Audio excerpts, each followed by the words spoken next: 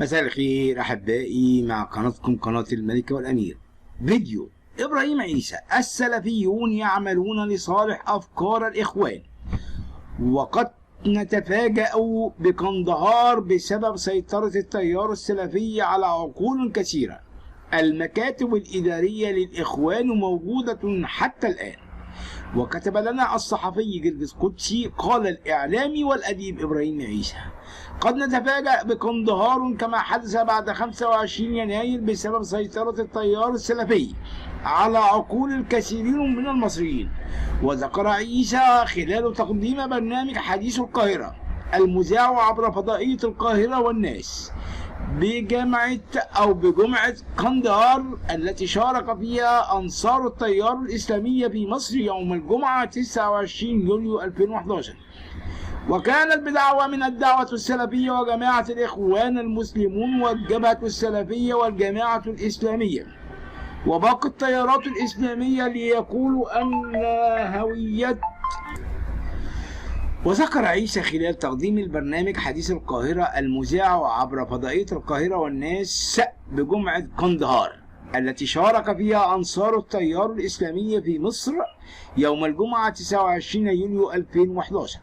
وكان بدعوة من الدعوة السلفية وجماعة الإخوان المسلمون والجبهة السلفية والجماعة الإسلامية وباقي التيارات الإسلامية ليقولوا أن هوية مصر إسلامية، وطلبوا بالحفاظ على نتيجة الاستفتاء ردا على دعوات التيارات العلمانية للمقاطعة. وقد رفع المشاركون بها راية العقاب وسمتها التيارات العلمانية المقاطعة بجمعة قندهار. ولفت عيسى: الناس دي موجودة لحد دلوقتي، وأيضا المكاتب الإدارية للإخوان والفلوس اللي بتوصل لسجناء الإخوان برضه لسه بتتوزع وموجودة. وتابع: ومكاتب الشعب واجتماعات الأسر كل ده مستمر، والسلفيين طبقتين: طبقة القيادات المصدرة والمقدمة للناس. وقال أيضا: والقاعدة الكبيرة من السلفيين تعمل طوال الوقت لصالح أفكار الإخوان وحتى لو هم بيكرهوا الإخوان. لافتا: فكرة أن نتعثر غير موجودة، لابد من النجاح لأن البديل للأسف هو الفوضى. أما النجاح أو الفوضى أو الإخوان. وتابع: مهمة الدولة أنها تعرف أن النجاح بين ولينا، ومع بعض كلنا حتى المعارضة مصلحتها في النجاح أقوى من مصلحة الدولة نفسها. مشيرا: رصدنا نجاحات كبيرة للدولة في مجالات كثيرة، لكن من الضروري أن تنجح في الاقتصاد والسياسة والحضارة.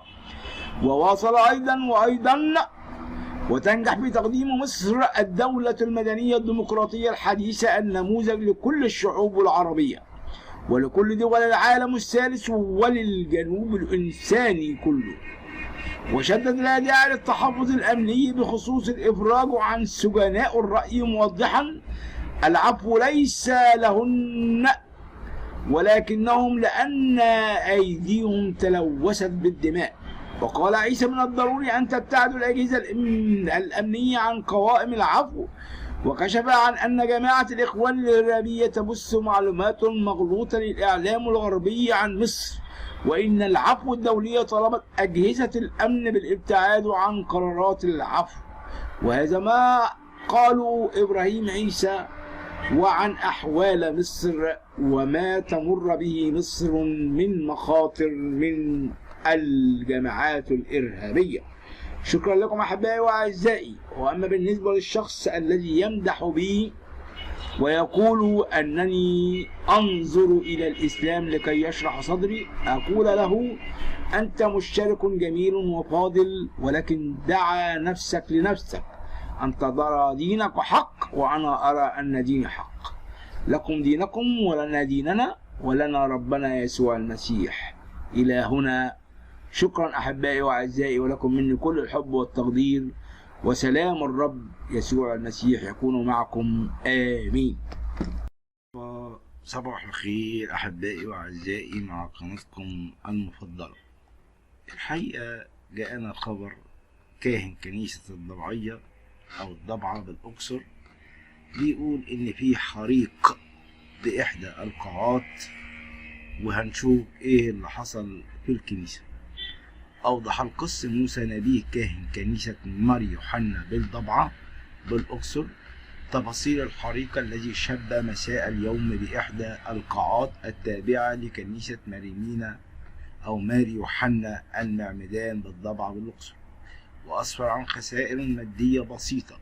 وتمكنت قوات الدفاع المدني بمشاركة الأهالي من المسلمين والأقباط في إخماد الحريق، ومنعوا الامتداد لمبنى الكنيسة المجاور للقاعة.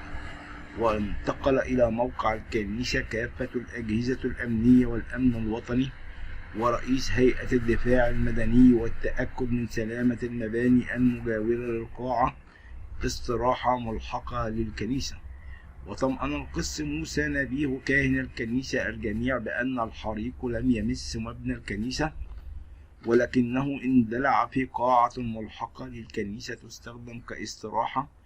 وشب الحريق نتيجة شرز وقع في لوحة مفاتيح الاستراحة، وقد شاهد عامل الكنيسة النيران من لوحة المفاتيح، ونتيجة لوجود ستائر وأنتريه وأجهزة تكييف ساهمت في سرعة النيران والتهام محتويات القاعة من أجهزة تلفزيون وتكييفات وأطقم الأنتريه وبعض محتويات أساس القاعة. وأضاف الكاهن أن الخسائر مادية فقط دون أي إصابات بشرية، وقد أسرع الأهالي من الأقباط والمسلمين معا في محيط المبنى للمشاركة في إطفاء النيران ومساعدة سيارات الإطفاء ورجال الدفاع المدني، مما ساهم في إخماد النيران ومنع امتدادها إلى المباني المجاورة أو مبنى الكنيسة، مؤكدا أن الكنيسة بخير ولم تصاب بأي شيء، حيث تم حصار النيران داخل القاعة التي تقع شمال الكنيسة. وطالب الكاهن الجميع بتوخي الحذر والدقة في النشر على مواقع التواصل الاجتماعي، حيث أن الحريق لم يمس مبنى الكنيسة كما نشر البعض. وبعد التأكد من سلامة الدوائر الكهربية للكنيسة تم إعادة تشغيل الكهرباء عدا القاعة المحترقة التي تحتاج إلى إعادة ترميم وتجديد للدوائر والأسلاك الكهربائية مجددا، مشيرا إن الأمر ليس به أي شبهة جنائية، حيث أن عامل الكنيسة شاهد بالأمر وهو مثبت بالكاميرات، مقدما شكر لله لحماية كنيسته وأن يحفظ الله كنائس في كل مكان، وشكرا لكل من ساهم في إخماد الحريق وكافة الأجهزة الأمنية وأبناء المنطقة من المسلمين والأقباط. هذا ما رواه هذا الكاهن. الله أعلم ما هي الحقيقة الكاملة، الله أعلم إن كان العامل قال الحقيقة كاملة، ولكن في كل الأمر نشكر الله الذي أذن وسمح بأن تكون الحرائق بسيطة ولا تمس أي بشر. شكرا لكم أحبائي وأعزائي، مع كل الحب والتقدير، وسلام الرب يكون معكم أمين. وأتمنى من الله أن تكون مصر بكل خير، وكل إخوتنا المسلمين وإخوتنا المسيحيين بسلام وبخير.